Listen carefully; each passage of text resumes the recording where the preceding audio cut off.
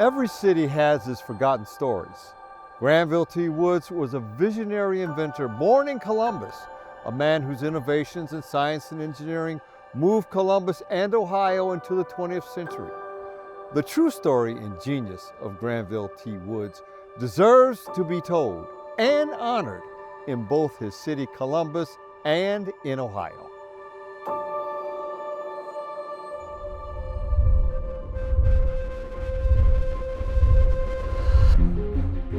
This adventure starts with the discovery of Granville Woods' true birth date in the spring of 2023.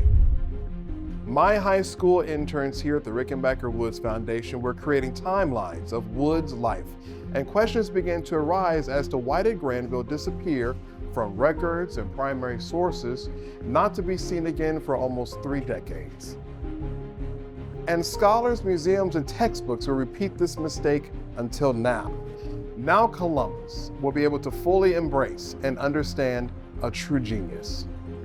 So we're looking at Granville Woods' death certificate information here. We actually found that Granville T. Woods was much older than his death certificate indicated. Here we have an 1860 census where Granville is 10 years old, which would indicate he's not born in 1856, but was most likely born around 1851. Wow, this really changes our timeline. It definitely does, and it also indicates that the family was in Ohio much longer than we initially thought.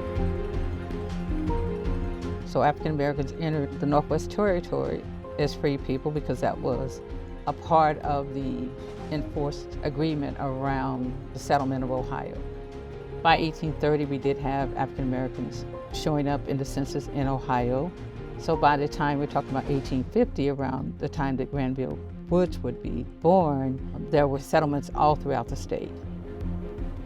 These are Granville T. Woods' parents, married on July 20th, we think 1849. Cyrus at 36, day laborer, and Martha's 30, so this is a little bit younger. And they're born in Virginia, Cyrus and Martha.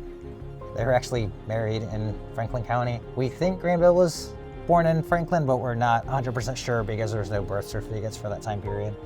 Now thinking about when he said he was born in Australia, I really wonder if he was trying to separate himself from his identity of being an African American so that he could get his patents approved and get the resources from them, the money.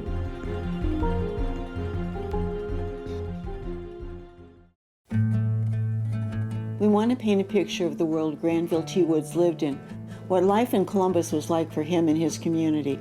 In Ohio, jobs were plentiful, so Black people were here living and working amongst their neighbors who were mostly recently immigrated Germans, and they were working together, creating the laboring class here in Central Ohio. And Granville T. Woods was no different. He worked here at the buggy works behind us.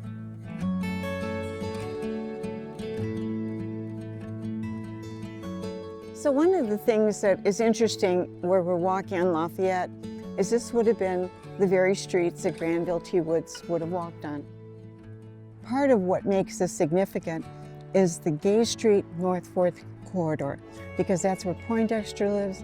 That is where David Jenkins is living on Lafayette, next to the Woods family, and as the editor of the Palladium of Liberty.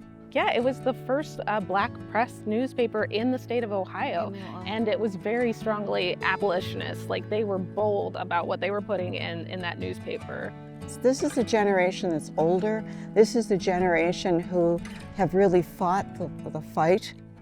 And then when Granville T. Woods is still with them, they are the elder, highly respected mentors of his life.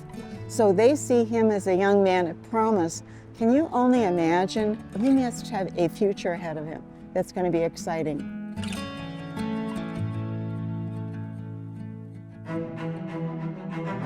This was a story of a young man coming of age after the Civil War during Reconstruction. Within a few decades from Granville T. Woods' birth, Ohio had almost 90 railroad companies and 38 smaller interurban lines which provided rail transportation between smaller towns. And within cities, many trolley and streetcar lines as well. This exciting new technology was attractive to young Woods, who gained skills in mechanical engineering while working at carriage factories and eventually on the railroad. So here is the patent drawing from November of 1887 for Woods's induction telegraph system. The multiplex refers to the fact that multiple people could communicate at the same time, not just one transmitter and one receiver. That was the genius of the system. Lots of people could listen in to determine where trains were, and that vastly increased safety. The need for labor-saving devices drove America's Industrial Revolution, and Granville Woods was a member of a new generation of innovative Ohio inventors. He understood that electric energy would be the power of the modern age of the 20th century, and this took him to Dayton and Cincinnati.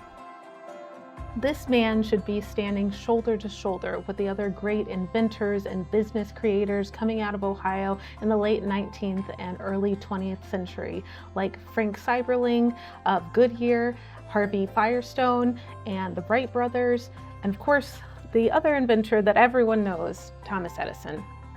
Edison actually sued Granville T. Woods not just once, but twice. He claimed that Woods was attempting to steal design ideas from his patents. Of course, Granville T. Woods won both of those cases, and Edison, seeing the electrical genius within Granville T. Woods, he tried to hire him to work in one of his invention factories, and Granville T. Woods declined. He protected his intellectual property, and sadly, he spent the later years of his life in court fighting over patent ownership. From this information, we're able to find the grave site. How did he end up being buried in a pauper's grave in New York? What happened? I don't know, that's what we're gonna find out. As America turns 250 years old, I want all students to have an understanding of the contributions our ancestors had to the building of our state, our country, along with the struggle they endured.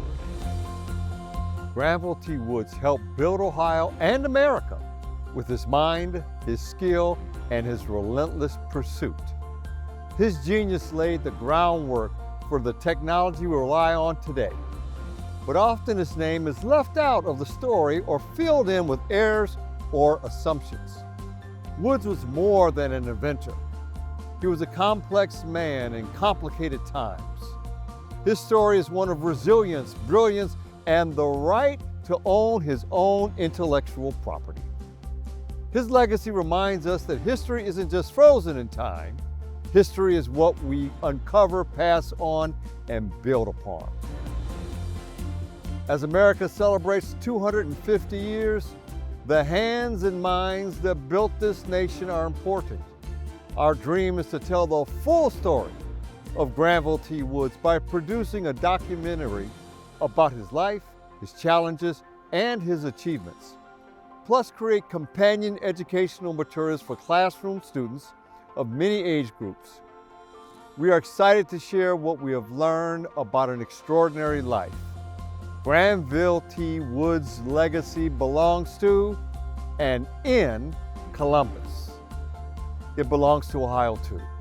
It belongs to every young mind who dreams.